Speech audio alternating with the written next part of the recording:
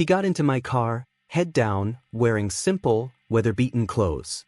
That night, I was exhausted, barely remembering how many runs I'd already done. He didn't say anything, just a shy wave. The silence in the car was heavy, the kind that feels like it carries the weight of the world. When we arrived at our destination, he reached into his pocket.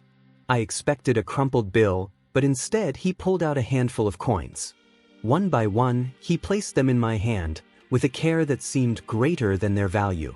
The metallic clink echoed through the car. Inside, I felt a mixture of discomfort and pity. Is it fair that I only get this? I thought. It was at that moment that, without me saying a word, he began to speak. His voice was a whisper, but filled with something that immediately captured my attention.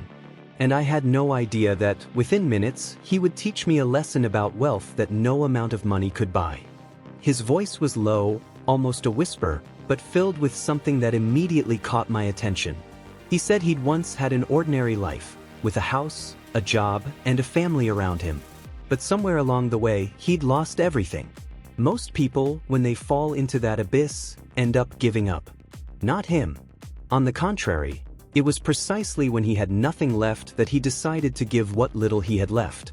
At that moment, still not fully understanding, I just listened. Traffic was normal, the streets were lit by streetlights, but it felt like the world had stopped just so I could hear that story. If this story has made you pause for thought, please like and subscribe to Backseat Secrets. With each ride, I share real stories that resonate with us, and I guarantee the ending will surprise you. So stick with me until the end, because you won't want to miss what this passenger revealed. At first, I confess I was impatient. Working so many hours on the street, tired, driving up and down, and in the end receiving a few coins, it almost felt like a provocation. But I soon realized there was much more to this scene than I understood. He didn't hand me the money just like that. He placed the coins in my hand one by one, looking into my eyes with each handover, as if to show me that this payment had a different, symbolic value. It was then, without me saying anything, that he began to speak. He said that, years ago, he had a stable job, a house, a life like anyone else. But life, as he himself said, doesn't ask permission to turn upside down. In a short time, he lost his job, his family, and his home. What for many would have been the end, for him was a calling. He said that, when he had nothing left, he discovered what truly mattered. As he spoke, I watched him in the rearview mirror. His look wasn't one of defeat, as I'd expected. On the contrary, there was a strange calm, almost serenity, as if he'd found something most of us spend our entire lives searching for. I continued driving in silence, trying to absorb every word, never imagining that this ride would change the way I view true wealth. After a few minutes of driving through the silent streets, he began to truly open up. He said that when he lost everything, he spent days sleeping in shelters, begging for food in restaurants that closed late. But there was one thing he never abandoned: the idea that even with nothing, he could still offer something to someone. It was at that moment that I interrupted him and asked, almost without thinking, "But what can someone who has lost everything offer?" He smiled calmly, almost ironically, and replied, "Presence, listening time. And sometimes, every last penny." That sentence completely disarmed me. He explained that, with the few coins he earned from collecting cans or doing odd jobs, he bought bread and cheap coffee to distribute to people worse off than himself. He said it started with one friend, then two, then a whole group. And before I knew it, he wasn't just talking about isolated good deeds. He was describing the daily routine of someone who, even with nothing, supported a makeshift shelter for the homeless. With each word, my initial discomfort with the coins turned to embarrassment. I had thought of them as something small, almost offensive. But to him, those coins were everything. And most impressively, he used that little bit not for himself, but for others. I glanced in the rearview mirror and saw he wasn't saying it with pride or to impress. He said it simply, as if talking about his own work. And it was in that moment that I understood that those coins he'd handed me at the start of the race weren't just payment. They were a silent reminder that wealth isn't measured by what you accumulate, but by what you're able to give even when you have next to nothing. We approached his destination, a narrow, dimly lit street lined with old buildings and a few rusty iron doors. I was already intrigued by everything he'd said, but nothing prepared me for what I was about to see. He asked me to stop in front of a simple gate painted a faded blue. Before leaving, he turned to me and said, "If you want to better understand what I've told you, you can follow me inside." I hesitated for a few seconds, but curiosity got the better of me. I parked the car and followed him. As soon as he opened the gate, I was surprised by something I never would have imagined. It wasn't just a makeshift shelter. Inside, the basement of an old building, there were mattresses arranged on the floor, a long table with pots of simple food, clothes folded in piles, and most of all, people.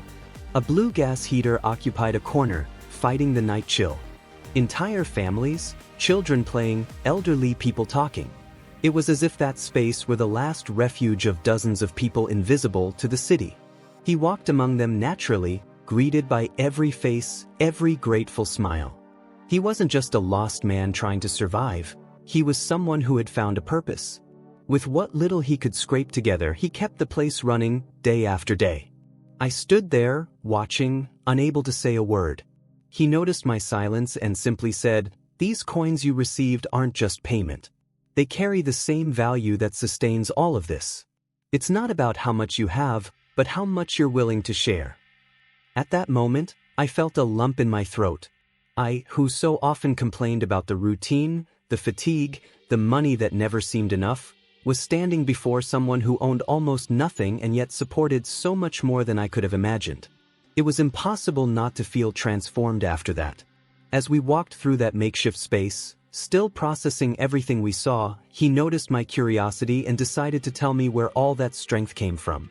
We sat on 2 wooden crates, and he began to speak as if unearthing memories he'd never shared before. He said that years ago he had an ordinary life, a stable job, a family, a small apartment.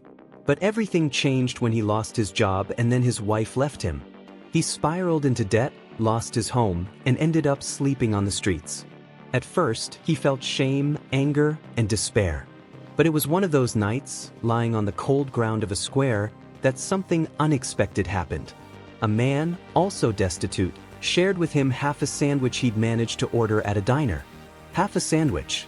That simple gesture, coming from someone who had almost nothing, ignited a spark in him.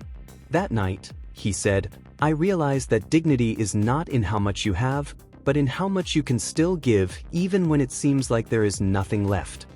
From that day on, he decided he wouldn't just wait for help. He collected cans, carried bags, and did odd jobs. Every coin he earned, he used first to eat. But if there was anything left over, he turned it into bread, coffee, or even used blankets to share with others going through the same thing. Over time, people began seeking him out because they knew he would always have something to give, whether it was a word, a meal, or a place to sleep. "I didn't start because I had a plan," he explained. "I started because someone showed me that even in poverty there is room for generosity. I just continued the flow." At that moment, I understood that he wasn't driven by obligation or a quest for recognition.